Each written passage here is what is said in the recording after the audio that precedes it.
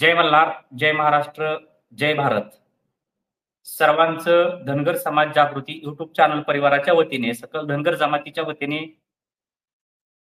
आजच्या या प्रश्न धनगर प्रेक्षकांचे, उत्तर धनगर अभ्यासक व विषय तज्ञांचे, बिनधास्त धनगर बांधवांनो व्यक्त व्हा तुमच्या मनातल्या प्रश्नांवरती आज चर्चा होणार आहे.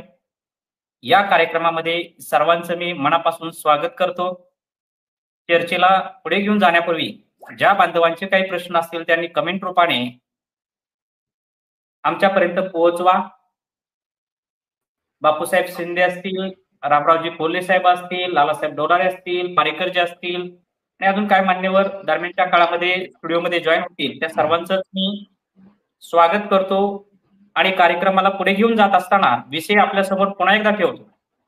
यामध्ये आपल्या धनगर प्रेक्षकांचे जे काही प्रश्न आहेत, धनगर बांधवांचे जे काही प्रश्न आहेत, त्याच्यावरती आपल्याला थोडक्या मुद्द्यांमध्ये त्या प्रश्नांची उत्तर द्यायची, त्याच्यावरती चर्चा करायची, अशा स्वरूपाचा आजचा हा एक वेगळा कार्यक्रम आहे. जेणेकरून तुमच्या प्रेक्षकांच्या मनामध्ये, खास प्रेक्षकांसाठीचा हा कार्यक्रम आहे. त्याच्यामुळे मी स्क्रीनवरती देखील त्या प्रेक्षकांचे प्रश्न दाखवेल आणि त्याच्यावरती आपल्या पॅनलमध्ये सहभागी झालेले समाज बांधव असतील, मान्यवर असतील. बापूसाहेब हेडफोन काढले तरी चालतील, म्हणजे आवाज आपला अधिक स्पष्ट येतो. डिस्कनेक्ट करा हेडफोन आणि सरळ सरळ आपल्याला आपल्या या प्रोग्राम मध्ये ज्यांना ज्यांना प्रश्न विचारायचे त्यांनी बिनधास्त विचारा. तर सुरुवात करतोय कार्यक्रमाला. तर सर्वांना विनंती आहे, कार्यक्रम जास्तीत जास्त बांधवांच्या पर्यंत पोहोचवा, जेणेकरून आपल्या प्रश्नांना या ठिकाणी वाचा फोडता येईल, पोहोचवता येईल आणि धनगर जमातीचं आपल्या हक्काचं चॅनल जे आहे ते अधिकाधिक बांधवांच्या पर्यंत आपल्याला पोहोचवता येईल. चॅनल सबस्क्राईब केला नसेल तर कृपया सबस्क्राईब करा, शेअर करा, लाईक आणि शेअर करायला विसरू नका. तर प्रश्नांकडे जातोय मी. धनगर धनगरांच्यात काय ऐकत नाही यांचे उत्तर द्यावे असं उत्तमजी धनगर म्हणतायत. बापूसाहेब, धनगर धनगरांच्यात काय ऐकत नाही याचे उत्तर द्यावे.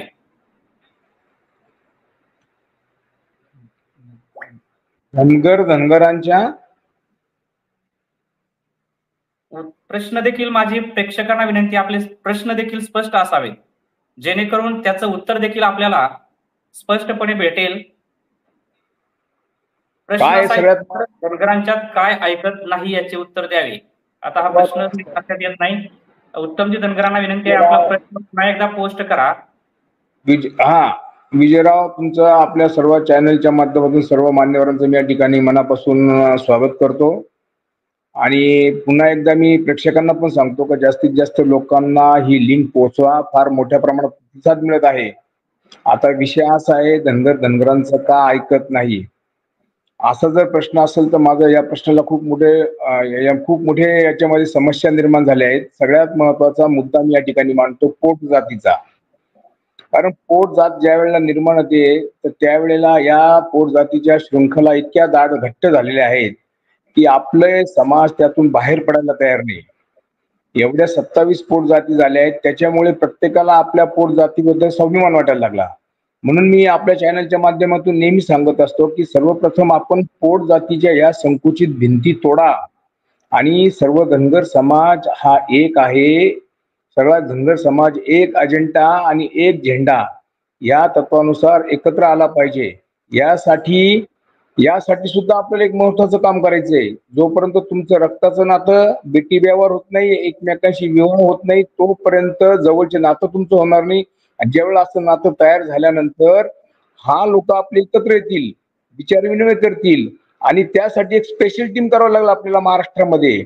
जिथे जिथे असे पोट जातीचे विवाह होतात अशा मुला मुलींचा मी नेमका सत्कार केला पाहिजे, त्यांच्या परिवाराचा सत्कार केला पाहिजे. थोडक्यात मुद्दे आहेत ना आपले, मुद्दे उत्तर प्रश्न स्पेसिफिक उत्तर देखील आपली स्पेसिफिक असली पाहिजेत. पोट जाती हा महत्वाचा मुद्दा, पोट जातीचा. ओके, मुद्दा पोहोचला. मला वाटते माझ्या साईडने देखील या ऐकत का नाहीत तर सातत्याने एकत्र यायला पाहिजे, संवाद व्हायला पाहिजे, प्रबोधन व्हायला पाहिजे. जो आपल्याकडे अभाव आहे त्याच्यामुळे मला वाटते की एकामेकाचं का ऐकलं जात नाहीत. कारण की आपण यंत्रणेमध्ये इतर पक्षात काम करतोय, संघटनांनी काम करतो, तिथं त्यांचं ऐकतो, पण आपल्या माणसाचं काय ऐकत नाही की आपल्या माणसाला आपण किंमत देत नाही. किंमत का? एकत्र न येण्यामुळं एकामेकांबद्दलचा रिस्पेक्ट नाही. एकामेकाला मोठं म्हणलं पाहिजे, जो मोठा आहे त्याला मोठं म्हणलं पाहिजे, जो छोटा आहे त्यानं ते मान्य केलं पाहिजे. अशा पद्धतीनं यंत्रणा आपल्याकडे नसल्यामुळे, अशा पद्धतीचे कार्यपद्धतीच आपल्याकडे नसल्यामुळे कदाचित हा एक प्रॉब्लेम आपल्यामध्ये असू शकतो. इगोचा एक प्रॉब्लेम आपल्यामध्ये असू शकतो. कोल्हे साहेब, आपल्याला काय वाटते डोलारेची थोडक्यात एक एक लगेच कव्हर करायचे आहेत, आपल्याला बरेच प्रश्न कव्हर करायचे आहेत.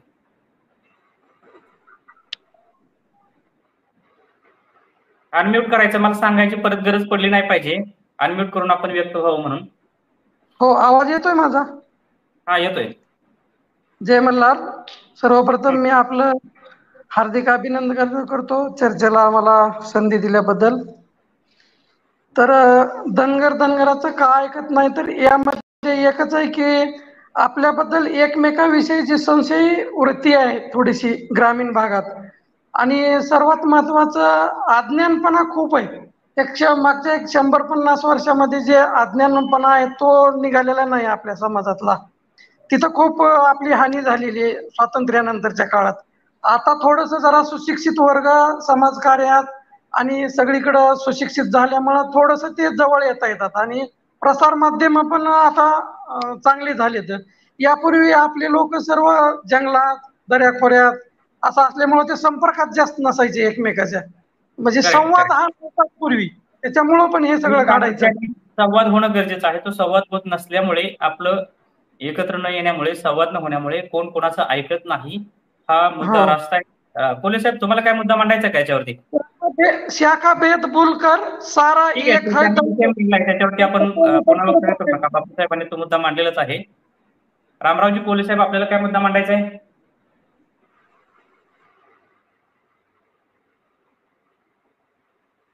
तर मराठ्याला आणते, पण आपल्या माणसाला आणणार नाही, तिथं आपल्या माणसालाच न्याय करायला लावणार नाही. हे युगो जे हे युगो बाजूला ठेवायला पाहिजे. बाकी काहीच अडचण नाही आपल्या समाजाची, फक्त हेच आहे की तो मोठा झाला तर ते पुढे जाईन. आता आम्ही उपोषण केलं तरी लोक म्हणते की ना नावासाठी केलं असं, म्हणजे आता काय असं आहे आपल्यात, बाकी काही नाही. ठीक आहे, मुद्दा पोहोचला. आता पुढचा प्रश्न आपण बघूया. बानगुडे बाळासाहेब, आपले सर्व आजी माजी धनगर नेते एकत्र का येत नाहीत बापूसाहेब? आता त्याचं कारण असे, नेते एकत्र येत नाही. अनेक संघटना झाल्या, सोशल मीडियाच्या माध्यमातून आता इतके नेते तयार झाले की प्रत्येकाला वाटलं मी नेता झाला पाहिजे. बरं झालं पाहिजे हे 100% खरं, सगळ्यांनी नेते झालं पाहिजे, सगळ्यांनी नेतृत्व केलं पाहिजे. परंतु काय झालं, जे नेते होतात ना त्यांनी सुद्धा थोडंसं मागे वळून सिंहावलोकन केलं पाहिजे. त्यांनी कार्यकर्त्यांची फळी निर्माण केली पाहिजे. मंत्री आमदार झाल्यानंतर त्यांनी स्थानिक कार्यकर्त्यांचे प्रश्न घेतले पाहिजे, सोडवण्याचा प्रयत्न केला पाहिजे. या सर्व गोष्टींचा अभाव असल्यामुळे साहजिकच अशा प्रश्न निर्माण होतात असं मला वाटतं. म्हणजे नेत्यांनी कार्यकर्त्यांकडे किंवा संघटनेकडे, समाज बांधवांकडे विशेष लक्ष दिलं पाहिजे. त्यांची राजकीय अडचण असते, परंतु ती राजकीय अडचण बाजूला करून, जसं आता भुजबळ साहेब, गोपीनाथ मुंडे साहेब अनेक नेते झालेत की ते समाजासाठी त्यांनी अक्षरशः स्वतःला वाहून घेतलं. समाजांनी घरात त्यांचे फोटो लावलेत. आपल्यात असे नेते का होते तयार? या नेत्यांनी सुद्धा याचं अवलोकन केलं पाहिजे, आत्मपरीक्षण केलं पाहिजे असं मला वाटतं. मुळामध्ये मुद्दा अतिशय महत्वाचा मांडलेला आहे बापूसाहेबांनी. मुळात नेतेच कमी आहेत आपल्याकडे. संख्येच्या तुलनेमध्ये या धनगर जमातीमध्ये नेत्यांची संख्या जास्त असायला पाहिजे होती. आजी माझी आता वेगवेगळ्या पक्षात काम करत असतील तर ते करणं गरजेचंच आहे. आणि एकत्र येणं म्हणजे काय की फक्त सामाजिक प्रश्न जिथे जिथे उपस्थित होतात, सामाजिक विषयांवरती जिथं जिथं गरज आहे तिथंच त्या नेत्यांनी एकत्र आलं पाहिजे. अदरवाईज राजकीय भूमिका म्हणून माझं मत आहे की ते त्यांच्या पक्षात असणार आहेत. ज्या संघटनेत पक्षात काम करतात तिथे त्यांनी केलंच पाहिजे. परंतु जेव्हा समाज हिताचा निर्णय घ्यायचा आहे, समाज हिताचे मुद्दे उचलायचे, सरकार दरबारी असेल, कुठेही असू द्या, समाजाच्या प्रश्नांवरती मात्र राजकीय नेत्यांनी आपल्या एक समान भूमिका घेण्यासाठी एकत्र आलं पाहिजे. ज्याच्यातून एक संदेश जातो महाराष्ट्रामध्ये की नेते एकत्र आहेत, नेते एकत्र असतील तर समाज एकत्र होईल. कारण की समाजाचं प्रतिबिंब म्हणजे नेते असतात बापूसाहेब, बरोबर ना? समाजाचं प्रतिबिंब म्हणून नेत्याकडे बघतो आपण, आणि मग नेतेच जर असे असतील तर समाजाचं मागं रिफ्लेक्शन काय आहे हे देखील समोर येतं. पारेकर जे आपल्याला काय बोलायचंय का? शंकरजी पारेकर शेवटी बोलून सर, बोलू शेवटी बोलू. हा, डोलारेजी बोला, आता या विषयावरती बोला. नेते का एकत्र नाही, पटपट बोला, म्हणजे आपल्याला वेगवेगळे प्रश्न आपल्या बांधवांचे घ्यायचे आहेत. अनम्यूट करून बोलायचं. परत परत मी ती गोष्ट सांगणार नाही. हो, या बाबतीत समाजाचं पण चुकतंय की आपण समाजाच्या नेत्यांना एकत्र बोलवतो, कधी कुठल्या कार्यक्रमाला बोलवत नाही. आता अहिल्यादेवीची जयंती असो, मल्हाररावांची जयंती असो, अशा विविध जयंतीच्या कार्यक्रमाला अगर स्टेजचं जिथे जिथे उपलब्धता होती अशा ठिकाणी समाजानं त्यांना एकत्रित बोलावं, आपोआप ते येतील ना. निश्चितपणे. आणि शिवाय समाज म्हणून नेतृत्वांवरती एक वचक पाहिजे, त्यांना बळ दिलं पाहिजे, गरज आहे तिथे बळही दिलं पाहिजे आणि त्यांच्यावरती एक कंट्रोल पाहिजे. कंट्रोल देखील समाजानं जर ठेवला तर निश्चितपणे नेते देखील ऐकतील, ही भूमिका आहेच. बरोबर आहे. विश्वास पण दाखवला पाहिजे समाजाला आपल्या रामराव नेत्यावर. तुम्हाला काय ऍड करायचं असेल तर करा.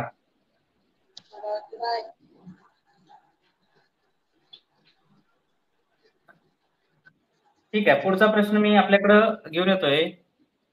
ZPHS कॅम्पस महादेव जानकर साहेब यांनी वेगळी वाट का निवडली, याचा फायदा प्रस्थापित व्यवस्थेलाच होईल का? तर आता याच्यामध्ये मतमतांतर असू शकतात. शेवटी एक राजकीय पक्ष म्हणून जशी प्रकाश आंबेडकरांची भूमिका आहे, जशी वेगवेगळ्या पक्षांनी स्वतंत्र भूमिका घेतलेल्या आहेत, जसं आपण बघितलं असेल स्वराज्य पक्ष आहे संभाजीराजे यांचा, त्यांनी भूमिका घेतलेली आहे. प्रत्येकानं बच्चू कडूंची भूमिका आहे, राजू शेट्टींची भूमिका आहे, प्रकाश अण्णा शेंडगे यांची भूमिका आहे. प्रत्येकानं आपापल्या भूमिका घेतलेल्या आहेत. कदाचित त्या पद्धतीनंच अशी भूमिका असेल.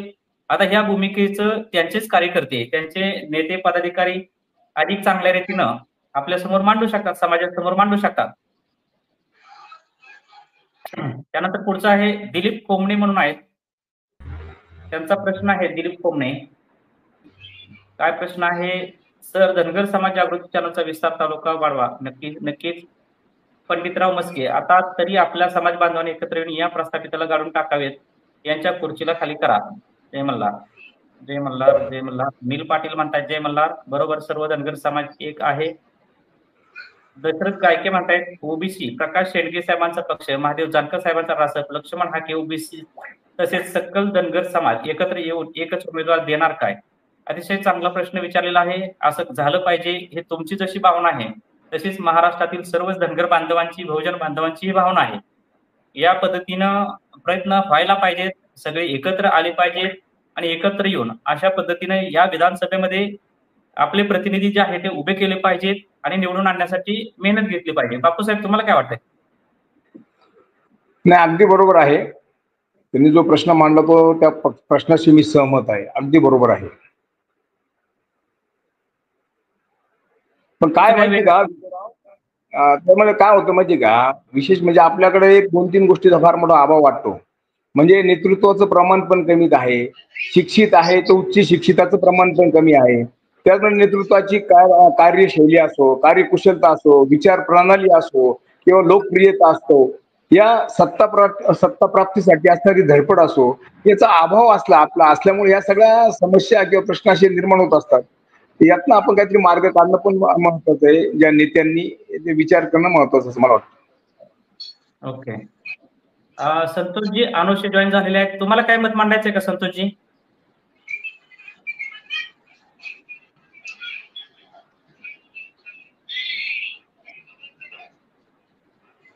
डिस्कनेक्ट झालेले आहेत. डोलारीजी बोला, तुम्हाला काय याच्यावरती मुद्दा मांडायचा आहे?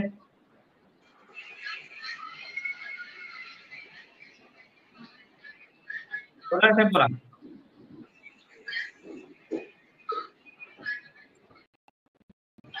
ठीक आहे, आपण पुढे जाऊया. प्रश्न पुढचा आदित्य होरमाने म्हणतात ओबीसी बहुजन आघाडीचे कुठं धनगर समाजाचे लोक उभे केले सांगा. अजून अद्यापपर्यंत माझ्या माहितीनं ओबीसी बहुजन आघाडीचे किंवा कोणाचे उमेदवार उभे राहिलेत याची काही यादी आपल्याकडे कुठे आलेली नाही, त्यामुळं त्याबाबत आपल्याला काही विस्ताराने माहिती देता येणार नाही. यानंतर Vithoba Tale, OBC plus SC ST मुस्लिम एकत्र आले पाहिजे, सूचना वजा आहे. माझा प्रश्न आहे सर्व प्रेक्षकांना, तुमच्या मनातल्या शंका असतील, प्रश्न असतील ते तुम्ही थेट विचारा, जे महाराष्ट्रालाही दाखवले जातील आणि त्याच्यावरती या ठिकाणी उपस्थित पॅनलमधील बांधव असतील ते आपल्या सोबत त्या विषयावरती संवाद साधतील. तळागाळातील समाज बांधवांना समाज चळवळीत सक्षम करण्यासाठी विचारवंतांनी काय केलं पाहिजे असं वाटतं? बोला बापूसाहेब. अनिलजी गाडेकरांचा सवाल आहे, तळागाळातील समाज बांधवांना समाज चळवळीत सक्षम करण्यासाठी विचारवंतांनी काय केलं पाहिजे समाजातल्या? याच्यासाठी मला असं वाटतं का त्याचा केडर्स कॅम्प्स, जसं संघाचं राष्ट्रीय संघाचे शाखा असते किंवा त्याचे कॅम्प्स असतात, बामसेपचे जसे कॅम्प असतात, केडर्स कॅम्प, अशा आपण सुद्धा एक त्या ठिकाणी कॅम्प ठेवले पाहिजे. प्रबोधनात्मक विचार विनिमय झाले पाहिजे. त्यासाठी एक जे तज्ज्ञ लोक आहेत त्यांचं मार्गदर्शन घेतलं पाहिजे. प्रत्येक जिल्ह्यात तालुक्यात अशा प्रकारचे जर एक विचारवंतांना जर बोलवलं आणि विचारवंतांचं प्रबोधन मार्गदर्शन ठेवलं तर निश्चित त्यामध्ये एक चांगला परिणाम आपल्याला दिसून येईल. असे ठिकठिकाणी असे कॅम्प व्हावे असं माझी इच्छा आहे. निश्चितपणे त्याचसोबत आपल्याला कॅडर कॅम्प सोबतच जे विचारवंत आहेत वेगवेगळ्या तालुक्यात जिल्ह्यात असे कॅडर कॅम्प झाले पाहिजे. परंतु धनगर जमातीच्या जशा पद्धतीनं संघाच्या शाखा चालतात, बामसेपच्या शाखा चालतात, अशा ज्या वेगवेगळ्या संघटना आहेत अनेक वर्षापासून कार्यरत आहेत आणि मोठा लोकसमूह त्याला कनेक्ट झालेला आहे. अशा पद्धतीचं धनगर जमातीमध्ये देखील समूह संघटन जे आहे हे संघटन उभं राहिलं पाहिजे. अशा पद्धतीच्या शाखा तालुका स्तरावर, गाव स्तरावर, जिल्हा स्तरावरती जर सुरू झाल्या त्याला वेळ लागेल निश्चितपणे. आणि त्याच्यातून प्रबोधन प्रशिक्षणातून आपले कार्यकर्ते घडतील, नेते घडतील, राजकीय सर्व क्षेत्रातील आपले नेतृत्व घडतील. त्यासाठी अशा पद्धतीचं संघटन देखील भविष्य काळामध्ये आपल्याला निर्माण करावं लागेल. आणि मी त्याला एक कन्सेप्च्युअली नाव दिलं होतं, सकल धनगर स्वयंसेवक संघ, ज्याची आपल्याला भविष्य काळामध्ये गरज आहे. डोलारेजी, तुम्हाला काय बोलायचंय का? हा, बोलतोय. संघटन जे विषय आहे ना त्याला गाववार, तालुकावार, जिल्हावार एकत्रित संघटन होणं आणि आपल्या जे समाजात प्रश्न आहे वेगवेगळ्या संघटना पसरलेल्या आहेत करण्यासाठी विचारवंतांनी काय केलं पाहिजे आणि यातून ह्या संघटनेतून उमेदवार संघटनेनं उमेदवार निवडून निवडणुकीला उभा करावे संघटनेनं, म्हणजे त्याला मतदान होईल. आणि साहेबांचा प्रश्न आहे, तळागाळातील समाज बांधवांना समाज चळवळीत सक्षम करण्यासाठी विचारवंतांनी काय केलं पाहिजे? विचारवंत म्हणून विचारवंतांनी काय केलं पाहिजे? विचारवंतांनी काय केलं पाहिजे?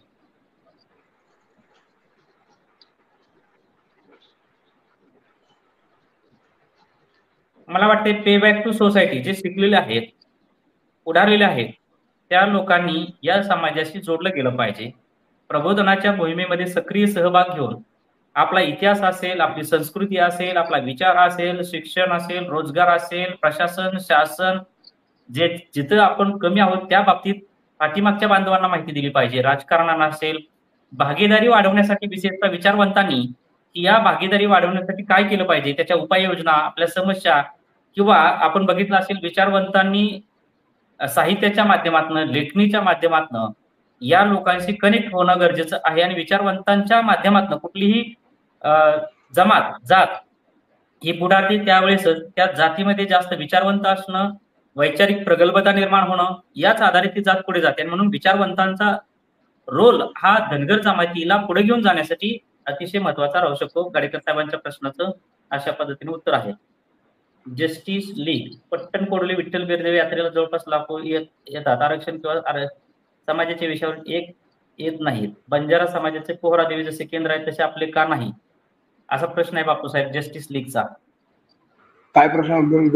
बर, लाखो लोक येतात परंतु आरक्षणाला जेव्हा बघण्याच्या येत नाही. बंजारा समाज पोहरादेवी, बरोबर आहे त्यांचा प्रश्न. आता हा प्रयोग अण्णासाहेब डांगेंनी केला होता किंवा महादेव जानकर साहेबांनी केला होता की जिथे चोंडी आपलं श्रद्धास्थान आहे. समजा आता चोंडीला पुण्यतिथी जयंतीला तिथे जमलं पाहिजे, वर्षातनं 4 महिन्यातनं तिथे अशा सहली काढल्या पाहिजे आणि विशेषतः याच्यामध्ये महिलांचा, मुलींचा सहभाग जास्त व्हायला पाहिजे. कारण काय आपल्याकडे लग्नाला, दहाव्याला, कारणाला आणि जत्राला समजा मोठ्या प्रमाणात असते, पण त्याच वेळेला आपल्या शक्ती केंद्र आहेत जिथं आपल्या महापुरुषांनी, राष्ट्रपुरुषांनी अनेक असे कामं केलेली आहेत. ठिकाणी सहली काढल्या पाहिजे, त्या ठिकाणी त्या संदर्भातले त्यांचे केलेल्या कार्यकर्तृत्वाचं तिथं सांगितलं पाहिजे, तिथं प्रबोधन केलं पाहिजे. ह्या गोष्टी सुद्धा या शक्ती केंद्राच्या माध्यमातून संघटनासाठी फार उपयोगी ठरणार आहेत आणि हा प्रयोग केलाच पाहिजे. तुम्ही सगळ्या यात्रेला जातात, 4 धाम यात्रेला जातात, पण माझं वैयक्तिक मत आहे जोपर्यंत धनगर समाजातील अंधश्रद्धा दूर होत नाही आणि शक्ती केंद्रावरती लोक जमत नाही. आता 12 बकरांचं 12 दावणींचे बकरं कापतात, 10,000 प्रमाणे बकरं कापतात, लाखो रुपये खर्च करतात. पण आमचं असं म्हणणं आहे का तुम्ही त्यापेक्षा गावातल्या मुलांना दरवर्षी किंवा गावातल्या लोकांनी 100-100, 200-200 रुपये जमा करायचे, चोंडीला जा, माहेश्वरला जा आणि अशा शक्ती केंद्रावरती आपल्या भेटी द्या आणि त्या भेटीतून तिथं प्रबोधन करा. तुमच्या मत असं मला वाटतं, कारण एकमेकांबद्दल असली आपण वाढेल आणि त्या ठिकाणी त्या स्थळाबद्दल आपला इतिहास समजेल. बरोबर आहे. ही महत्वाची जी ठिकाणं आहेत अशा महत्वाच्या ठिकाणी जसं आरेवाडीचा विरोध आहे, पट्टणकोडीचा विरोध आहे, वेगवेगळे आहे. जर आपण बघितलं दैवतांच्या ठिकाणी बरीच गर्दी होती, परंतु समाजाचे विषय जिथे महत्वाचे आहेत, प्रश्न जिथे महत्वाचे आहेत, त्या अनुषंगाने जर काही प्रोग्राम्स असतील तर तिथे संख्या कमी राहते. हे दुर्दैव आहे. आणि या पद्धतीनं महत्वाची शक्ती केंद्र बापूसाहेबांनी सांगितलं तसं तिथं आपण आलं पाहिजे, जमलं पाहिजे आणि आपली संख्या जी आहे योग्य ठिकाणी संख्येची दाखवणं देखील गरजेचं आहे, रास्त मुद्दा आहे. पुढचा मुद्दा आपण बघूया धनगर समाज त्याला म्हणा जयश्रीताई ठीक आहे. वागसे मॅडम यांचे क्वेश्चन सुटले का? सुटलेले आहे, क्वेश्चन सुटलेला आहे.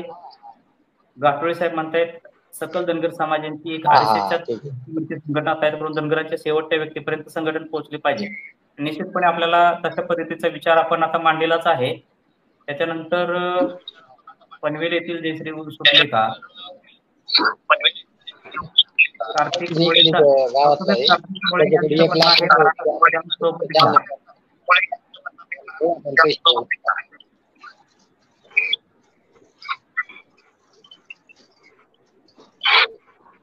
म्यूट करा. हा, तर डोलारे साहेब, बोला सर. प्रयत्न की मराठा समाजाला एकत्र घ्या,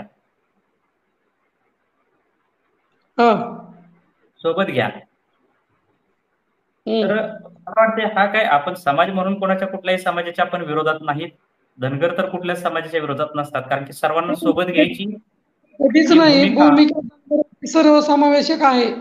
ग्रामीण भागात तर सर्व सोबत मिळून मिसळून अजूनही राहतात ते. फक्त एवढंच की धनगरांना कपट नीती कधी जमलेली नाही. ते जे आहे ते तसं वागतात आणि बाकीचे इतर लोक आपल्यासोबत कूटनीतीनं वागतात, हे लोकांना समजत नाही. बापूसाहेब, म्हणजे तो प्रश्न मला जरा समजला नाही, तो एकदा पुन्हा एकदा रिपीट करता का? कार्तिक मुळे म्हणतायत मराठा समाजाला सोबत घ्या. अच्छा, नाही बघा, आता त्यावेळची तिथली स्थानिक परिस्थिती काय आहे त्यानुसार करावं लागतं. काही भागामध्ये धनगरांची घरं कमी असेल, मराठा समाज बहुबल आहे. काही भागामध्ये मराठा मोठ्या प्रमाणात, धनगर मोठ्या प्रमाणात, मराठा कमी आहे. काही हरकत नाही ना, तुमची स्थानिक परिस्थिती काय आहे त्यानुसार तुम्ही वागलंच पाहिजे. कारण प्रवाहाबरोबर राहिलं तर कधी पण त्यामध्ये आपल्याला नक्की हित साधलं जातं, कुठेतरी न्याय मिळतो. आणि दुसरी गोष्ट अशी का त्यावेळची तिथली परिस्थिती जी असली निदान नाही काहीतरी थोडंफार राजकीय प्रतिनिधित्व मिळतं. आपण सगळं शेवटी इतकं पण टोकाला नाही गेलं पाहिजे का दोन समाजामध्ये एवढा द्वेष निर्माण पण नाही झाला पाहिजे. जो तो त्याच्या न्याय हक्कासाठी जी ती जात भांडणारच आहे, तो मराठा असो का धनगर असो का कुठल्या समाज असो. परंतु स्थानिक परिस्थितीनुसार आपण तिथे राहावं असं मला वाटतं. निश्चित माझं तर मत आहे, आपण तर कुठल्या जातीच्या धर्माच्या विरोधात नाही आहोत. आपण उलट विस्थापित विरुद्ध प्रस्थापित अशा विचारसरणीनं सगळेजण काम करतोय की जे प्रस्थापित आहेत, जे शोषण करतायत, त्यांना विरोध करण्यासाठी जे विस्थापित मंडळी आहेत, मग ते मराठा असतील, धनगर असतील, बहुजन, ओबीसी, दलित असतील, मायनॉरिटी असतील, या सगळ्यांनी या विस्थापित मंडळीनं एकत्र आलं पाहिजे आणि सत्ता हस्तगत करून त्या सत्तेच्या माध्यमातून, सत्ता ही फार मोठं साधन असतं सामाजिक परिवर्तनाचं, सामाजिक क्रांतीचं, सामाजिक न्याय देण्याचं. आणि त्याच्यामध्ये या विस्थापितांनी एकत्र येऊन सत्ता स्थापन करावी, सत्तेमध्ये समान जी भागीदारी आहे प्रत्येकाला भागीदारी देऊन, न्यायाची भागीदारी देऊन समाजाचं उत्थान करावं, सर्व समाजाचं. आणि त्याच्यामुळं मराठा समाजाला दूर लोटता येणार नाही, किंवा मराठा समाज काही कोणाचा शत्रू नाही, किंवा कुठलाही समाज एकामेकाचा शत्रू अजिबातच नाही. परंतु ज्या पद्धतीनं प्रस्थापित राज्यकर्ते असतात ते या जाती जातीमध्ये पोट पाडायची आणि आपल्या राजकारणाची त्या ठिकाणी शेती करायची असे त्यांची कारस्थान असतात. हे सामान्य माणसाच्या लक्षामध्ये येत नाही, कारण की विभाजन ज्याच्यावरती आधारलेलं असतं, राजकारण त्याच्यावरच आधारलेलं असतं. विष्णू जाडकर आहेत सर, आपल्याला मला एवढंच विचारायचं आहे की धनगर समाजात विधानसभा निवडणुकीत नेमकं कोणाला मतदान करायचं? बोला. रामराव कोले साहेब, कोणाला केलं पाहिजे? अनिल गोईकर बोला.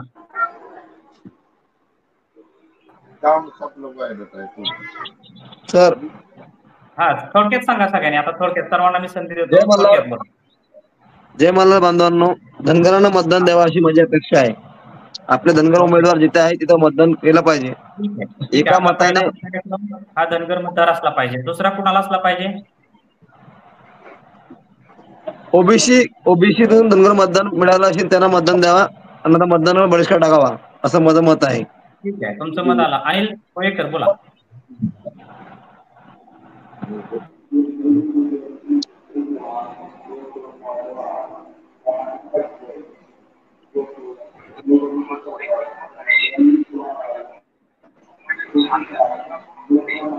आहे, आवाज येत नाही. आणि कोळकर यांचा लालासाहेब बोला.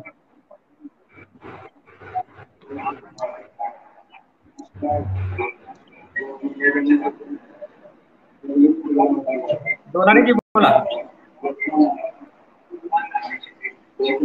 प्रथम आपण आपल्या समाजाला पाहिजे.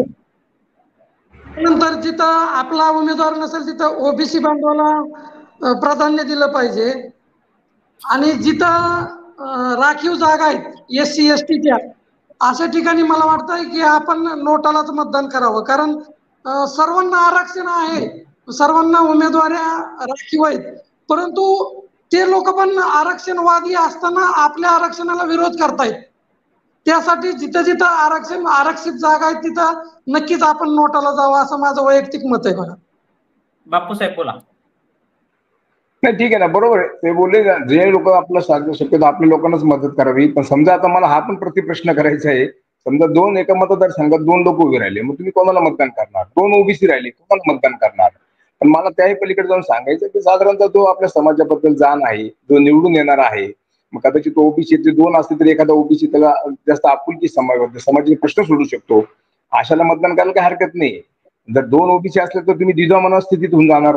कोणाला मतदान ओबीसी म्हणजे कोणाला करायचं ओबीसी? कोणत्या माझ्या मतदारसंघात भुजबळ साहेबांना करू का मी तिथे वंजारी समाजाच्या करू, असा प्रश्न निर्माण होतो ना. मग पण जो काही त्याला समाजाची जाण आहे, जरी आरक्षणाबाबतीत त्यांनी जास्त त्यांच्या पक्षाच्या दबावामुळे ते आपल्याशी बोलू शकले नसेल, पण इतर जे काही स्थानिक लोकांचे कार्यकर्त्यांचे कामं असतात, इतर काही त्यांनी सामाजिक विकास काम केलं असेल, तर असा उमेदवार नक्कीच भगवान त्याला मदत करावं असं माझं वैयक्तिक मत आहे.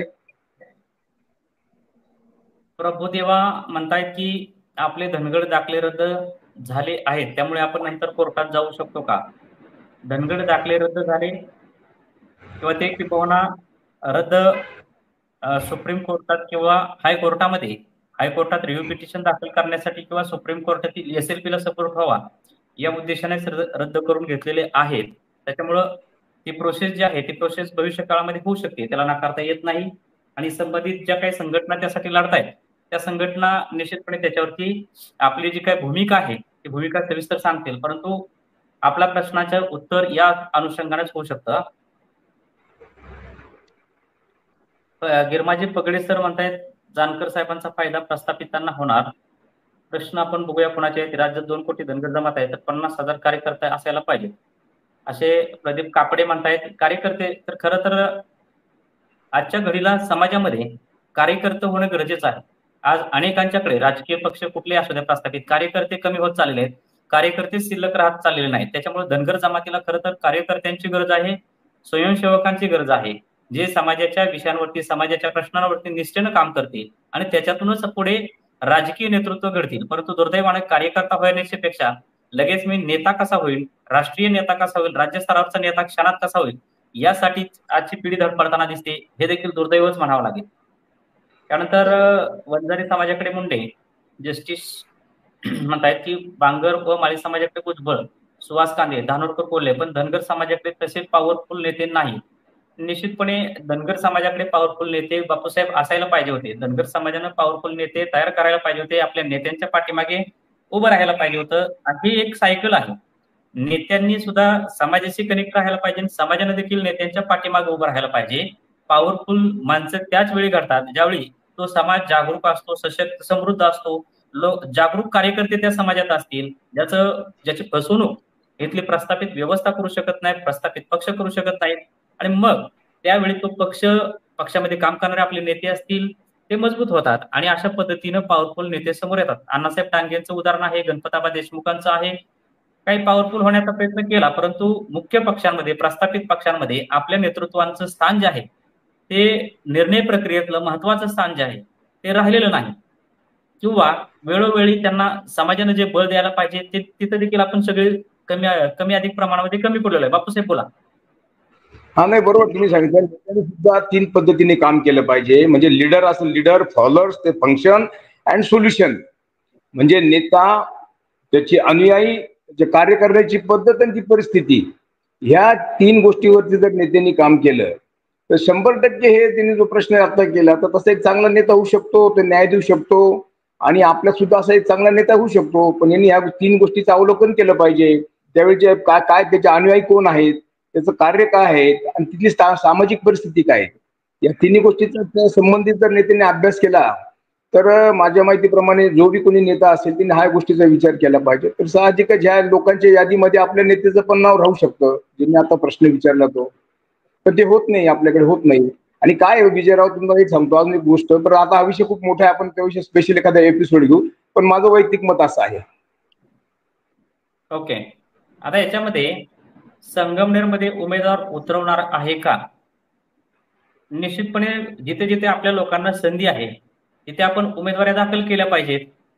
आपल्या समाज बांधवांनी त्यासाठी बैठका घेऊन तसे ठराव करून आपल्या माणसांना जर तिथं संख्या आहे, मतदान आहे, तर आपण उभं राहायला शिकलं पाहिजे. कारण की कालच आपण एपिसोड घेतला, उभे राहा, जिंकाल पडाल पण सुरुवात तरी कराल. अजून आपण जर सुरुवातच केली नाही आणि नुसते आपण चर्चाच करत राहिलो तर आपल्याला प्रतिनिधित्वाची संधीच मिळणार नाही.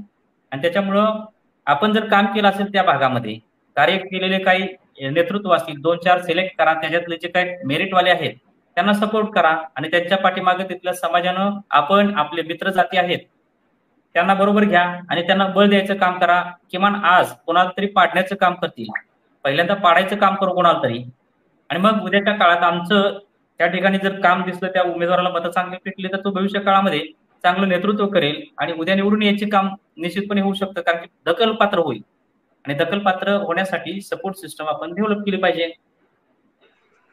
तिसऱ्या आघाडीचा फायदा, जरांगेंचा फायदा शरद पवार यांना होणार. अजून कोणाचे प्रश्न आहेत का? धनगर दाखले रद्द झाले परंतु आपला कोर्टात जाता येईल का?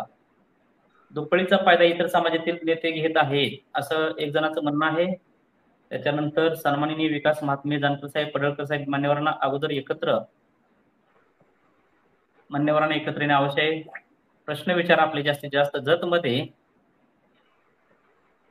गोपीचंद पडळकर यांच्या विरोधात आता धनगर विरुद्ध धनगर अशी लढाई करण्याचा केवळ प्रयत्न का व कशासाठी? खरं तर जतमध्ये कोणाचा प्रयत्न चालू आहे त्याबद्दल बापूसाहेब तुम्हाला काय कल्पना आहे? धनगर विरुद्ध धनगर कोण आहे तिथे?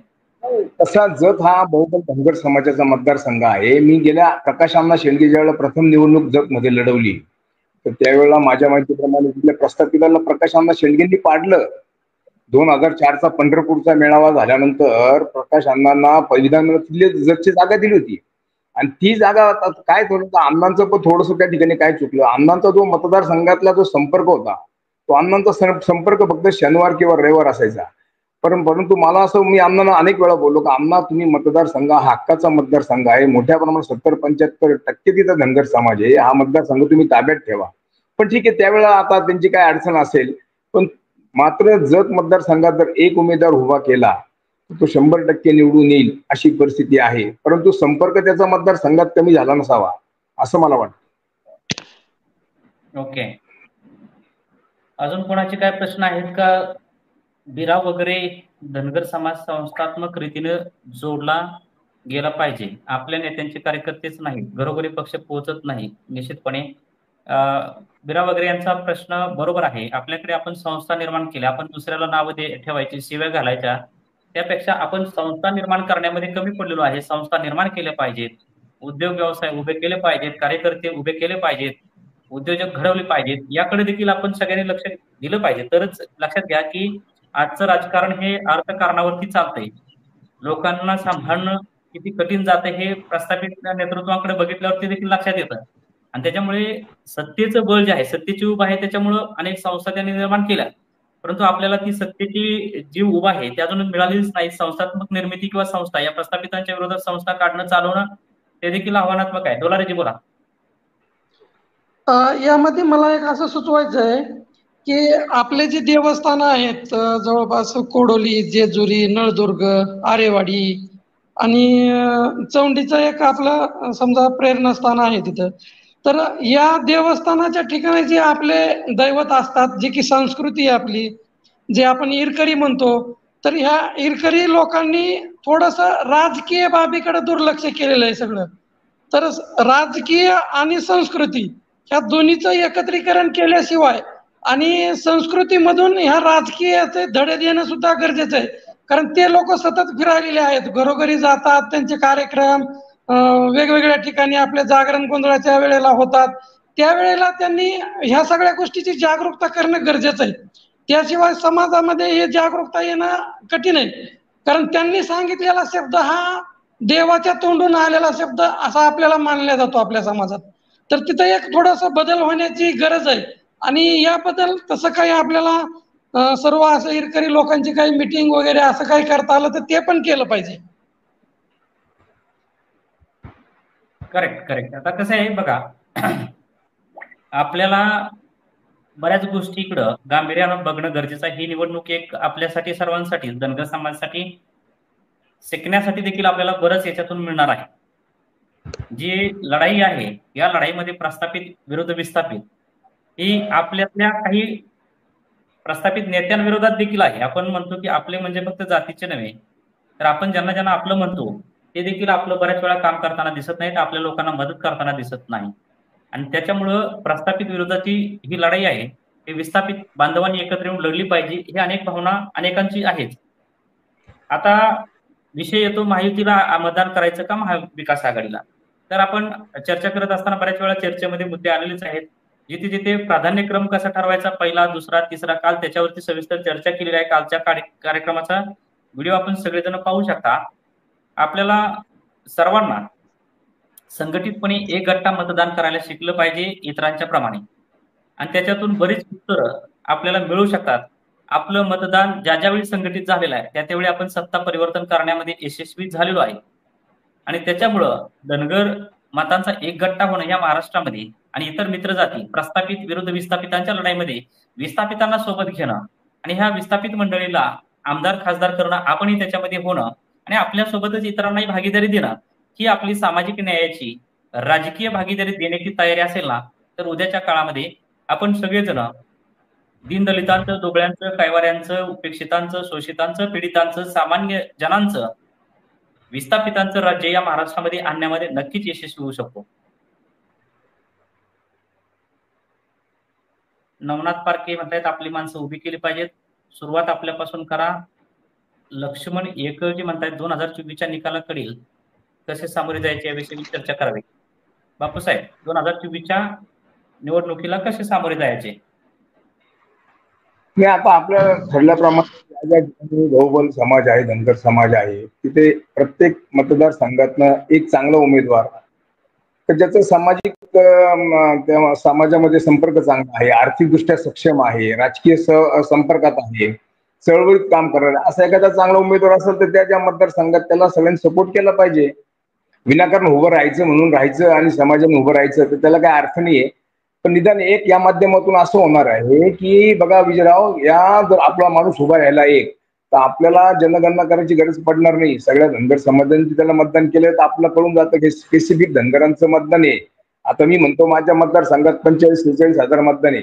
जर समजा धनगर समाजाचा उमेदवार राहिला तर 45-46 हजार जर त्याला मतदान केलं तर आपली जनगणना करून जाते ना. या मतदार प्रॉपर एवढे मतदारसंघ आहे, समाज समोरच्या प्रस्थापित पक्षाला प्रश्न पडतो, अरे एवढे 45 हजार मतदान त्याला पडलं म्हणजे ती एक जनगणना होऊन जाते. आपली लक्षात ठेवा, हा एक मुद्दा त्याच्या आठवणीने घ्या की हे मतदान न करता जनगणना समजा. आता कारण तुम्हाला काय बाकी राजकीय पक्ष काय फार थारा देणार नाही, एक दोन जागा दिल्या तर देतील, ते पण फार मुश्किलीने भांडावं लागेल. तर आपले माणूस उभे राहिले तर ते एक माणूस उभा केला तर निदान ते सगळ्या समाजाने त्याला मतदान केलं तर नक्कीच ती जनगणना त्या माध्यमातून होऊन जाईल. धनगर समाज किती मतदान होते. अगदी खरं आहे. आणि बापूसाहेब म्हणतायत त्या पद्धतीने त्याच्यामध्ये मला थोडंसं असं ऍड करायचंय. आपण मुळामध्ये उमेदवाऱ्या घरात बसून काही कोणाला मिळणार नाहीत, प्रतिनिधित्व घरात बसून कधीच मिळत नाही. त्या प्रतिनिधित्वासाठी आपण दावेदारी केली पाहिजे, आपण मैदानात उतरलं पाहिजे, त्या पक्षांकडे आपण मागणी केली पाहिजे प्रतिनिधित्वासाठी, उमेदवारांसाठी. हे असं करणारे आपल्याकडे संख्यात्मक कार्यकर्ते देखील किती आहेत. म्हणून संख्यात्मक असणं हा काही एकमेव निकष असू शकत नाही, त्यासाठी गुणात्मक देखील असलं पाहिजे बापूसाहेब. आणि हे गुण जे आहेत, राजकीय गुण असेल, सामाजिक गुण असतील, जे वेगवेगळे गुण राजकारणामध्ये समाजकारणामध्ये लागतात ते देखील आपण इतरांच्याकडे बघून शिकलं पाहिजे त्याच्याकडे. बाकी म्हणतात धनगरांना एसटी आरक्षण मिळणार का? डोलारे साहेब, तुम्हाला काय वाटतं, मिळणार का आरक्षण मिळण्यासाठी तर रस्ता आता रिकामा झालेला आहे. आपण कोर्टात किती लढतो त्याच्यावर आहे आता सगळं. रस्ता मोकळा झालाय की रस्त्यामध्ये अडथळे टाकलेले आहेत हे आपल्याला येणारा काळच ठरवणार आहे. आणि सरकार आश्वासन देतात पण पाळत नाहीत, हे सगळं आपण अनुभवलंय. आता असा कोणताही आता पक्ष एक राहिला अजून चर्चेच्या अपेक्षा निमित्ताने एक मुद्दा डोलारे मला सांगायचा आहे. आपल्याला हम्म. महायुती असेल, महाविकास आघाडी याच्यातले सर्व पक्षांनी फसवलेलं आहे, हे सत्य सगळ्यांनी स्वीकारलं पाहिजे. भविष्यात हो. मिळेल नाही मिळेल हा तर भाग राहणारच आहे, परंतु आजच्या बरोबर. घडीचं वास्तव एक आहे, यांनी फसवलेलं आहे. ही फसवणूक आपण आपल्याला मतदान केंद्रावरती गेल्यावरती तिथे बटन दाबताना पक्की डोक्यात ठेवायचं, एवढं मी सगळ्याला या कार्यक्रमाच्या निमित्ताने आवाहन करणार आहे. सकल धनगर बरोबर. समाज महाराष्ट्र राज्य याचा प्रवक्ता म्हणून, सदस्य कोर टीमचा म्हणून मी सगळ्याला सांगेल, तिथं गेल्यानंतर हे पक्क डोक्यात ठेवा की आपल्याला आरक्षणावरती सर्वांनी, सर्व पक्षीयांनी फसवलेलं आहे. तर पुढचा मुद्दा मी आपल्याकडे घेतोय. अमृता इंबळे, सांगोल्यामध्ये महाविकास आघाडीकडून युबीटीचा उमेदवार. ही फसवणुकी मी बोलतोय आपल्या सगळ्यांना की फसवणूक आपल्याकडे सगळीकडे सुरूच आहे, बांधतात तसे. हा एक अतिशय चांगला प्रश्न आहे. जसे प्रस्थापित मतदारसंघ बांधतात तसे आतापर्यंत आपले नेते बांधू शकले नाहीत. एकदा निवडून आलं की पुढच्या वेळी तो पडतो. राम शिंदे लोकल असून बाहेरून आले, रोहित पवार तिथे निवडून येतो, याचे राम शिंदेने चिंतन करावे. आता याच्यामध्ये विश्लेषण करायचं तर बरेच कंगोरे आहेत. केवळ रोहित पवार हा फॅक्टर नव्हे तर रोहित पवार सोबतच असलेला कास्ट फॅक्टर, तिथे झालेलं वेगवेगळ्या मागच्या काळातल्या जातीय विभाजन असेल, राम शिंदेचं ग्रासरूट लेवलचं थोडंसं कनेक्शन कमी झालं हे देखील वास्तव होतच. परंतु वेगवेगळी समीकरणं त्या काळामध्ये आकाराला आली होती. आणि शिवाय एक पवार फॅमिली जी आहे त्या पवार फॅमिलीला रिस्पेक्ट म्हणून तिथली जी काही स्थानिक समीकरणं, एम फॅक्टर तिथं जन्माला आला होता.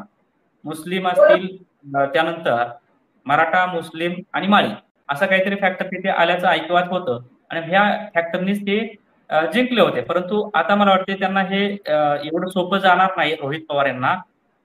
कदाचित वेगवेगळी समीकरणं वेगवेगळ्या निवडणुकांच्या कालावधीमध्ये असतात आणि आता स्थानिक समीकरणं बदललेली दिसत आहेत. तर मतदारसंघ बांधणी हा मुद्दा होता. मतदारसंघ आबासाहेब देशमुख आहेत आपले, गणपतराव आबा यांनी देखील मानला होता. इतिहास रेकॉर्ड ब्रेक त्यांनी निवडणूक जिंकलेले आहेत हे देखील वास्तव आहे. बऱ्याच ठिकाणी मतदारसंघ बांधता आलेले नाही हे देखील सत्य आपण स्वीकारलं पाहिजे. आणि म्हणूनच म्हणतोय की इतरांच्या नावाने आपण खडी फोडली पाहिजेत, परंतु किती फोडली पाहिजे त्याला देखील मर्यादा आहे.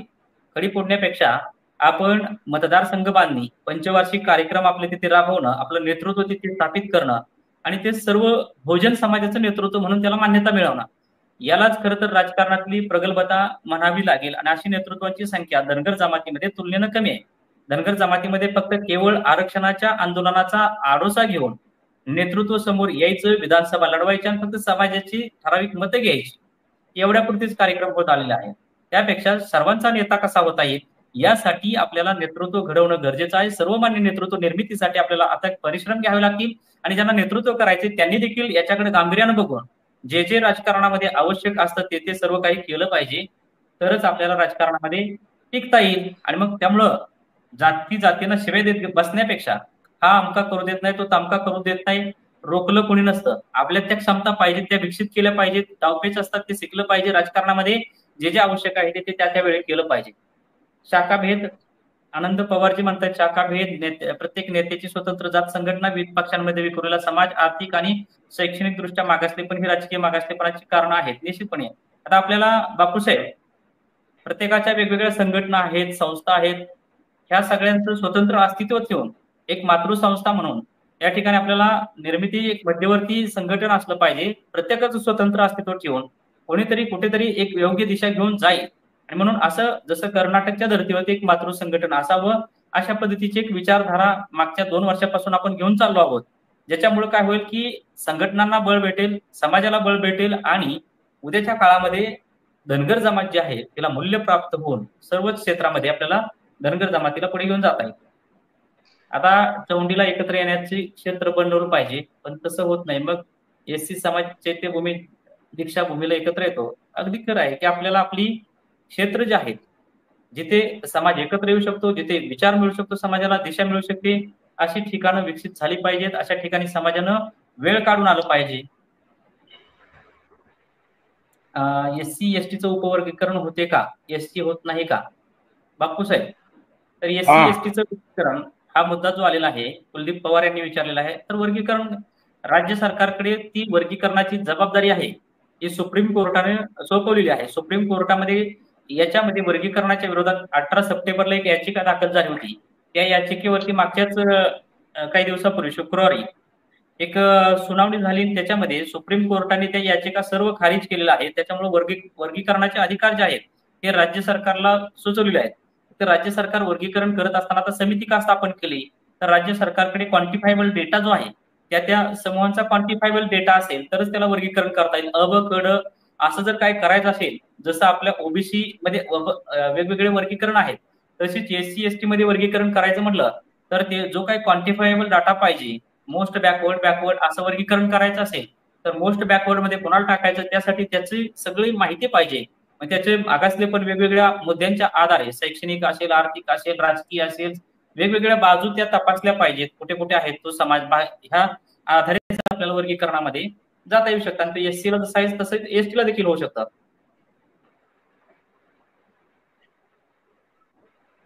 पुढचे मुद्दे आपण, कोणाचे काय प्रश्न आहेत? हायकोर्ट सुप्रीम कोर्टने धनगर आरक्षण फेटाळले आहे.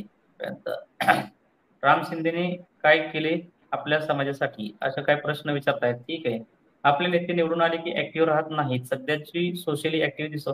बापूसाहेब, माझाच एक वैयक्तिक प्रश्न आहे. आपले आमदार खासदार निवडून, खासदार तर येतच नाहीत, आमदार आले, पॉवर नावाचा फॅक्टर जो आहे, पॉवर मिळत नाही त्यांना. जी इतर आमदारांकडे मी बघतो ज्या पद्धतीची पॉवर आहे, पॉवर असते, ती आपल्या आमदारांकडे पॉवर असल्यासारखं दिसत नाही. काय वाटतं? त्याचं काय, हे जे आमदार आपले निवडून जातात ते असतात ते पक्षाकडनं जातात. त्यांना पक्षाचे बरेच बंधन असतात, त्यांना बोलायला मर्यादा असतात, त्यांना जय मल्हार करायला मर्यादा असतात. आपण त्यांना जय मल्हार केलं का ते वेगळ्या दृष्टीने आपल्याकडे बघतात. जसं आपण बाबासाहेबांचे ज्या वेळेला SCचे उमेदवार असतात, नगरसेवक आमदार वगैरे असतात, मंत्री असतात, ते स्वाभिमानी म्हणतात साहेब जय भीम, तो पण म्हणतो स्वाभिमानी जय जय भीम म्हणतो. पण ज्या वेळेला आपण आपल्या लोकप्रतिनिधीकडे जातो, आपल्या अधिकाऱ्यांकडे जातो, तो 4 वेळा इकडे तिकडे बाजूला पाहिजे, मी शेवटी आपला हळूच म्हणल जय मल्हार. काय माहिती का तुम्हाला, यांची चूक नाही हो, ते दबावाखाली त्यांना करावं लागते. प्रस्थापित पक्षांना आता बघा काय, आता सगळ्यांचं लक्ष जात व्यवस्था मोडायची, जात व्यवस्था मोडायची हा विषय चालू आहे. आणि त्याच्यामुळे हे जे आता पक्ष, माझ्या माहितीप्रमाणे पुढच्या पंचवार्षिकला जर फक्त 2च पक्ष असतील, हे घटक पक्ष सगळे संपून जातील. आणि त्यामुळं काय आहे, या राजकीय पक्षांच्या दबावापोटी ज्या ज्या पक्षात आमदार आपले लोक निवडून येतात त्यांना प्रॉब्लेम येतो. आता मी तर जानकर साहेबांना पण एकदा मी स्पष्ट बोललो होतो, साहेब धनगर समाज आपला बेस आहे, हे आम्हाला मान्य आहे की तुम्ही समाजावरती पक्ष वाढू शकत नाही, हे मी मला मान्य आहे. परंतु तुम्ही काय बोलताना स्पष्ट जाहीर व्यासपीठावरती बोलू नका समाजाला. तुम्ही जे बोलतात ते ज्यांना समजतं त्यांना समजतं, परंतु अज्ञान लोक आहे त्यांना समजत नाही, ते त्या ठिकाणी प्रचार करतात. जानकर साहेब बोललो धनगर समाजाने मला काही मतदान केलं का, धनगर समाजाचं माझा पक्ष नाही, हे त्यांना बोलावंच लागतं. परंतु हे त्यांनी खाजगीत बोललं पाहिजे, कार्यकर्त्यांना बोललं पाहिजे, जाहीर व्यासपीठावर. मग हा प्रॉब्लेम येतो आपल्या नेत्यांचा. म्हणून जे तुम्ही जो प्रश्न विचारला त्या मला समर्पक उत्तर असं मला वाटतं. ही अडचण अशी स्थानिक पक्षांची असल्यामुळे हे लोक जास्त व्यक्त होत नाही, बोलत नाही आणि अडचणी निर्माण त्यांना काय, अधिकाऱ्यांना पण तोच प्रश्न आहे. वरती गॉडफादर नसतो, एखाद्याची चौकशी लावल्यानंतर त्याला मिटवायला माणूसच आहे, शेवटी प्रस्थापितांकडेच जावं लागतं त्याला. असे अनेक प्रश्न आहेत. अधिकारी असो, नेता असो, लोकप्रतिनिधी असो, त्यांच्या अडचणी निर्माण होत असतात. याच्यासाठी माझं एक म्हणणं आहे की याच्यासाठी तुमचं संघटन शक्ती आहे. जोपर्यंत तुमचं संघटन प्रभावी पाहिजे साहेब, आणि संघटनांमधला संवाद पाहिजे. संघटनांमध्ये वेगवेगळ्या संघटनांमध्ये सातत्याने संवाद राहिला पाहिजे, बैठका झाल्या पाहिजेत. आणि ह्या संघटना मजबूत करण्यासाठी, कारण की त्या संघटना ज्या आहेत स्वतःच्या खिशातनं लोक चालवतात, त्या संघटना देखील मजबूत करण्यासाठी त्यांना आपल्याला सपोर्ट सिस्टम विकसित करता आली पाहिजे. डोलारी बोला, लालासाहेब डोलारीला काहीतरी बोलायचं. 1 मिनिट, हा तुमच्या विषय तुमचा धाकापासून बोलतो मी. 1 मिनिट फक्त विजयराव, तुम्हाला हा धाका, तो गावागावी जोपर्यंत आपली संघटना रुजत नाही तोपर्यंत कुठल्याही गोष्टीला आपण अंजाम देऊ शकत नाही. कारण प्रत्येक तालुक्यात किमान 100-125 गावं असतात. त्या प्रत्येक गावातून किमान 50, जशी लोकसंख्या तिथं आहे त्या प्रमाणात 50, 20, 30, 40 असं संघटन तरुणाचं होण्याची गरज आहे. ते झाल्याशिवाय आपण ॲट ए टाइम कुठल्याच गोष्टीला आपण अंजाम देऊ शकत नाहीत. मग आंदोलन असेल, निवडणुका असतील, असं कॅम्पेन राबवल्यासारखी एक संघटना राबवली पाहिजे.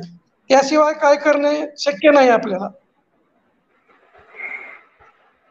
विजयराव, विजयराव हे करत असताना मी तुम्हाला मागच्या वेळी पण विनंती केली होती, या महाराष्ट्रामध्ये आपण 2 कोटी धनगर समाज आहे. माझ्या माहितीप्रमाणे फक्त 25 लाखच धरतो. मी फक्त 25 लाख धनगर समाज आहे. या 25 लाख लोकांनी रोज 1 रुपया सेफर टॅक्स, त्याला धनकवडी म्हणून आपण, धनकवडी सेफर टॅक्स 1 रुपया बाहेर काढा तुम्ही, एक डब्यात टाकून द्या, घरच्या परिवारामध्ये एक डबा 1 रुपया जाताना टाकून द्यायचं, बाहेर पडायचं. आज रोजचे 25 लाख रुपये तुमचे जमा होतील विजयराव. आणि हा जो पैसा आहे, हा पैसा नक्कीच समाज उपयोगासाठी कामाला येणार आहे. 10 रुपयाची तंबाखूची पुडी खातो माणूस फेकून देतो, गुटख्याची पुडी खातो 20 रुपये फेकून देतो, पण 1 रुपया काढा फक्त घराच्या डब्यामध्ये, डालडा एक गल्ला बनवायचा, 1 रुपया टाकायचा, आपल्या समाजातून बाहेर पडायचं. आणि मी हा प्रयोग केला श्रीरामपूर तालुक्यात आंबी गावाला. मला तिथे लोकांचा फोन पण आला, बापूर आमचे डबे भरले. म्हटलं आता एक काम करा, ते भरलेले डबे तुम्ही तुमच्या गावातल्या विद्यार्थ्यांना खर्च करा, त्यांना पुस्तकं घ्या, शैक्षणिक साहित्य घ्या, त्यांना त्यांचं तुम्ही त्यासाठी वापर करा त्याचा. म्हणजे बघा, त्यांचं अशा पद्धतीने आपण 1 रुपया काढू शकत नाही का? 1 रुपया जरी टाकलं तर 25 लाख, मी म्हणतो 2 कोटी तर टाकले तर खूप मोठं काम आहे, पण 25 लाख लोकांनी जरी 1 रुपया टाकल्या महाराष्ट्रातला ना, तर रोज 25 लाख रुपये तुमचे तयार होतील. इलेक्शन पर्यंत तुम्ही त्यांना फंडिंग करू शकतात. इलेक्शन पर्यंत विद्यार्थ्यांना तुम्ही IPS IAS साठी मदत करू शकतात, त्यांना फॉरेनला शिक्षणाला पाठवू शकतात. ह्या गोष्टीचा पण विचार केला पाहिजे. आणि यासाठी विशेष आपल्या अधिकाऱ्यांची मदत होणार आहे, गावच्या लोकांची मदत होणार आहे. मंदिरात जाऊन तुम्ही 10 रुपयाचे टाकतात, देवाला दान टाकतात, अरे पण हे मोठं कार्य नाही, त्याच्यापेक्षा ईश्वरी कार्य नाही गोरगरिबांची सेवा करणं. या धनगरांच्या मेंढपाळांच्या पोरांसाठी जर आपण केलं, पोरं जेव्हा IAS IPS अधिकारी होतील तर बऱ्याचशा गोष्टी आपल्याला सुटून जातील. त्याच्यावर विजयराव तुम्ही थोडा विचार करा आणि हा विषय स्पेशल एक एपिसोड घ्यायच्यावरती, लोकांच्या प्रतिक्रिया पण घ्या असं मला वाटतं. धन्यवाद. धन्यवाद बापूसाहेब. अजून एक प्रश्न असा समोर येतो, बऱ्याच वेळा आपण पाहतो शासन प्रशासनातले असलेली काय मंडळ आहेत आपली, खरं तर जी NT आरक्षणाच्या वरती नोकरीला लागलेले असतात, परंतु यातले बरेच जण जे आहेत ते समाजाचे काय प्रश्न घेऊन गेले लोक तर त्यांना मदत करताना दिसत नाहीत, कुठल्याही प्रकारे ते लक्ष देत नाहीत किंवा दुर्लक्ष करतात. यांच्यासाठी काय सांगाल? राजकीय पक्ष काय, प्रशासनातली आपली जी लोक आहेत जी वेगवेगळ्या पदांवरती काम करतात, त्यातले बहुतांश लोक अशी दिसून येतात की जे समाजातले लोक काय प्रश्न घेऊन गेले, समस्या घेऊन गेले, त्यांना काय मदत पाहिजे असेल तर ती मदत करण्याच्या भूमिकेत दिसत नाहीत. नाही करत. मला माहितीये ना, करत नाही ना. हे मी अनुभवलंय. लोक मदत करत नाही. वास्तविक आपले जे मंत्री आमदार खासदार होतात त्यांनी संबंधित ज्या भागातला मंत्री, ज्या भागातला आमदार, त्यांनी फक्त कलेक्टरला सांगायचं हा माझा कार्यकर्ता आहे, साहेब जरा याच्यावरती लक्ष राहू द्या, याचं काय काम असलं तर तेवढी मदत करा. एवढं तरी फक्त एक फोन केला कलेक्टरला तर 50 काम होतील लोकांचे. पण ही आपल्या नेत्यांची मानसिकता झाली पाहिजे तयार. तुम्ही मंत्री झाल्यानंतर तुम्ही सांगा, तुम्ही खासदार झाल्यानंतर फोन करून सांगा का हे माझा कार्यकर्ता आहे अमुक अमुक, त्याला तुम्ही मदत करा, काय असेल त्यांना सहकार्य करा. म्हणजे काय होतं, त्या कार्यकर्त्यांची वट त्या प्रशासनाकडे असते. नाही हा खासदाराचा माणूस आहे, आमदाराचा माणूस आहे, यात गांभीर्याने आहे. हे केलं पाहिजे लोकांनी. आपल्या लोकांनी, भले तुम्ही कुठलाही एखादा कार्यकर्ता असेल, तुमचा विश्वासातला कार्यकर्ता असेल, पण त्याच्यावर जबाबदारी द्या ना तुम्ही. त्याशिवाय कसे त्याचं काम होणार आहे? आता समजा इथला माणूस, नाशिकचा माणूस तर मुंबईला जाणार आहे का? त्याच मंत्र्यांनी किंवा त्या त्या लोकप्रतिनिधी कलेक्टरला सांगितलं हा माझा असा कार्यकर्ता आहे, त्यांचं काय असेल तर काम साहेब सहकार्य करत चला, तो डायरेक्ट कलेक्टरशी अप्रोच होतील, कलेक्टर त्याचं काम करून घेतील, लोकांचे काम होऊन जातील. आता बहुजन कल्याण विकासामार्फत घरकुल योजना चालू आहे. मी आता परवाच्या दिवशी आमचे ते विभागाचे अध्यक्ष अधिकारी वीर साहेब, त्यांच्याकडे काय परिस्थिती घरकुल योजनेची हो, 50 आणि 60 प्रस्ताव आले, त्याच्यातले 40 प्रस्ताव परत पाठवून दिले. म्हणजे यांना विचारायलाच कोण नाही ना. बरं आता हे प्रत्येक वेळा अतुल साहेबांना फोन करायचा, त्यांच्या PA ला फोन करायचा. तर माझं हेच म्हणणं आहे, यासाठी एक स्पेशल यंत्रणा राबवा. कार्यकर्त्यांनी पण जागृत झालं पाहिजे, त्याला प्रशिक्षण मिळालं पाहिजे. RPIचा कार्यकर्ता लगेच माहिती अधिकारात माहिती टाकतो, त्याचा वचक असतो. PWD असो, जिल्हा परिषद असो, विविध डिपार्टमेंटमध्ये असो, त्याला नमस्कार करतात. कदाचित दहशतपोटी त्याला नमस्कार करत असतील, पण तिची वट आहे ना, तो काम करून घेतो. तुमचा बुजगेपणा, तुमचा लाजरेपणा, या समाजात आलेला अनुवंशिकपणा, यामुळे काय समाज घाबरतो आपला, अधिकाऱ्यांशी डायरेक्ट फेस टू फेस बोलत नाही आणि त्यामुळे आपले कामं होत नाही. तर माझं तेच म्हणणं आहे की याच्यासाठी केडर स्कॅम हाच महत्वाचा पर्याय आहे. IAS अधिकाऱ्यांना बोलून घेणं, पोरांना ट्रेनिंग देणं, पोरांना व्यवस्थित प्रकारचं प्रशिक्षण करणं. एक 10-20 पोरं जरी प्रत्येक तालुक्यात तयार झाले, तुम्हाला कुठल्या अंगात या महाराष्ट्रामध्ये बदल होऊन जाईल. पण ती करायची मानसिकता पाहिजे आणि ती मानसिकता होऊ शकते निर्माण, आणि ते नवीन पोरं करू शकतात. त्यांना गायडन्स, स्वार्थी लोक पाहिजे, हे उसळ येऊ शकतं ना. आता मध्यंतरी तुम्हाला सांगतो विजयराव, मी आता जास्त वेळ घेत नाही, परंतु आता आमच्या त्या साक्री तालुक्यात कोंडाईबारी म्हणून ते जवळ 70 मेंढ्या मेल्या. गोरगरीब रस्त्यावरतून गेलं ते कुटुंब पूर्ण. त्याचे उज्जैन जवळ आमचं ते राजस्थानचं एक मेंढपाळचं परिवार आलं, त्याचे 2 उंट, 2 माणसं, 2 उंट आणि जवळ 70 मेंढ्या त्याच्या पण मेल्या. तिथे आंदोलन केलं उज्जैन जवळ. काय झालं ते स्थानिक प्रशासनाने मुख्यमंत्र्यांनी बोलून घेतलं, त्यांचा जो मौजा आहे त्यांना जो काही शासकीय मदत ती त्यांना जाहीर केली. हे करणारा फॉलोअप घेणारे लोक पाहिजे. आपले लोक काय करतात माहिती का, काय पुढारी, आता मला नाव नाही सांगता येणार, पण ते आपल्या मेंढपाळाकडून कसे पैसे भेटतील किंवा आपल्या लोकांकडून कसं लाटलं जाईल. जर अशा जर गोष्टी होत असेल तर तो माणूस आधीच पिडलेला, गांजलेला, आणि त्याच्याकडनं जर आपण अपेक्षा केली तर ते कसं काम उभं राहणार आहे हो, कोणती सेवा तुम्ही करणार आहे.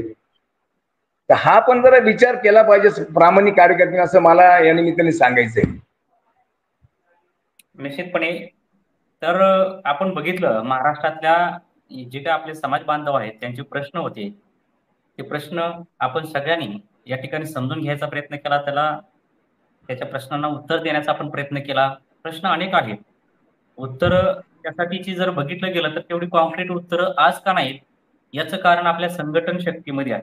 आपण असंघटित आहोत, आजही आपण चाच पडत आहोत, आणि हे जोपर्यंत असंघटित लढाई चालू राहणार आहे तोपर्यंत हे चाच पडणं असंच चालू राहील असं दिसतंय. आणि त्यासाठी मला आपल्याला पुन्हा आवर्जून सातत्याने तेच गोष्टी सांगाव्या लागत आहेत की संघटित झालं पाहिजे, त्याच्याशिवाय आपल्याकडे दुसरा कुठलाही पर्याय नाही. युवकांना विशेषतः असतील, महिला असतील, युवती असतील, विद्यार्थी असतील, या सगळ्यांना जोडण्यासाठीचे मार्ग कनेक्टर्स झाले पाहिजेत, मीडिया झाले पाहिजेत, मीडियम झाले पाहिजेत, आपलं माध्यम देखील मजबूत झालं पाहिजे. आणि म्हणून धनगर समाज जागृती चॅनल हा जास्तीत जास्त समाज बांधवांच्या पर्यंत कसा नेता येईल, पोहोचवता येईल, आणि आपला आवाज जो आहे हा आवाज बुलंद कसा करता येईल, यासाठी देखील आपण प्रयत्न केले पाहिजेत. मेन स्ट्रीम मीडियात आपल्या ज्या बातम्या येतात त्या बातम्यांना जेवढी लोक पाहतात, 2000, 5000, 3000च्या वर पाहत नाहीत, हे मी सगळीकडे चॅनलवरती पाहिलेलं आहे. त्याच्यापेक्षा काही पटीनं जास्त आपल्या चॅनलचे व्हिडिओज पाहिले जातात, व्ह्युअर्स आहेत, हे देखील फार जमीची बाजू आहे. सबस्क्रायबर जरी कमी असले तरी लोक पाहत आहेत, आणि आपण सगळ्यांनी भरभरून प्रेम दिलं चॅनलवरती. असंच प्रेम अधिक गतीनं देऊन समाजातला शेवटचा समाज बांधव यासाठी जोडून घ्या.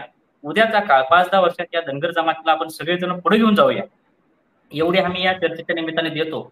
अजून बरेच प्रश्न येत आहेत, त्या प्रश्नांचं देखील आपण एकजूट होत नाही तर एकमेकांचे विरोधक होतात. धनगर समाज भावना आहे, कारण की आपले एकत्र सातत्याने येणं नाही, एकत्र येऊन एकत्र काम करणं हे पिढीजात आपल्याकडे संस्कार नाही. ज्या पद्धतीने इतर जाती समूहांमध्ये संस्कार आहेत, एकत्र येणं, संघटनात्मक काम करणं असेल, विचारांचे मतभेद झाले तरी ते काही क्षणापुरते ठेवायचे, नंतर एकत्र जुळवून घ्यायचं, या गोष्टी माझ्या सकट अजून बऱ्याच जणांकडे त्या गोष्टी सातत्याने घडलेल्या नाहीत. कारण की आपला स्वभाव जो आहे हा मूळ असंघटित आहे. कारण की आपल्या व्यावसायिक बाबी ज्या होत्या जुन्या काळात, मेंढपाळीसाठी लांब जाणं, एकत्र येणं हे कमी असल्यामुळं तो अर्थातच स्वभावामध्ये आपल्या अजूनही आलेला आहे. आणि त्याच्यामुळे ते जाण्यासाठी आपल्याला प्रबोधन होणं, सातत्याने एकत्र येणं आणि संवादातून 1-2 वर्ष, 1 वर्ष सातत्याने जर काम केलं तर भविष्य काळात हे बदल निश्चितपणे तुमच्या माझ्या स्वभावात होणार आहे. आणि मग इगो वगैरे हा बाबी ज्या आहेत त्या पाठीमागे पडत जाऊन सामाजिक संघटन, सामाजिक नेतृत्व निर्मितीतून राजकीय नेतृत्व देखील चांगले निर्माण करणं आपल्याला शक्य होणार आहे. त्यासाठी सगळ्यांनी एफर्ट्स लावा. आणि म्हणून माझं सांगणं आहे, आपल्या सर्व बाबींवरती आपल्याला जर पुढे जायचं असेल तर आपल्याला जे जे आवश्यक आहे पुढे नेण्यासाठीचे फोर्सेस आहेत ते फोर्सेस आपल्याला डेव्हलप करावे लागतील. आणि यासाठी माध्यम हे आज गरजेचं आहे. प्रिंट मीडिया असेल, इलेक्ट्रॉनिक असेल, सोशल मीडिया असेल, सगळे माध्यम खूप गरजेचे आहेत. तिथं अजूनही आपलं काही स्थान नाही, ते स्थान आपल्याला निर्माण करावं लागेल. आणि म्हणून चॅनल्स असतील किंवा आपण वेगवेगळी प्लॅटफॉर्म्स वापरून आपल्याला समाज माध्यमातून प्रबोधन जे आहे ते घराघरामध्ये केलं पाहिजे, लोकांना जोडलं पाहिजे, संख्यात्मक बाबीने एकत्र आणण्याचा प्रयत्न देखील केला पाहिजे.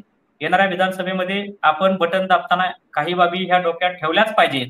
आपल्याला कुणी कुणी फसवलंय, कसं फसवलंय हे देखील आपण ध्यानात ठेवलं पाहिजे. आपल्या इतर बांधवांना सांगितलं पाहिजे, इतर मित्र जातींना सांगितलं पाहिजे. आणि उद्याच्या काळामध्ये धनगर जमातीच्या मताच्या मूल्यांच्या आधारे सरकार स्थापन झालं पाहिजे. एवढंच मला आवर्जून या चर्चेच्या निमित्ताने सांगायचे.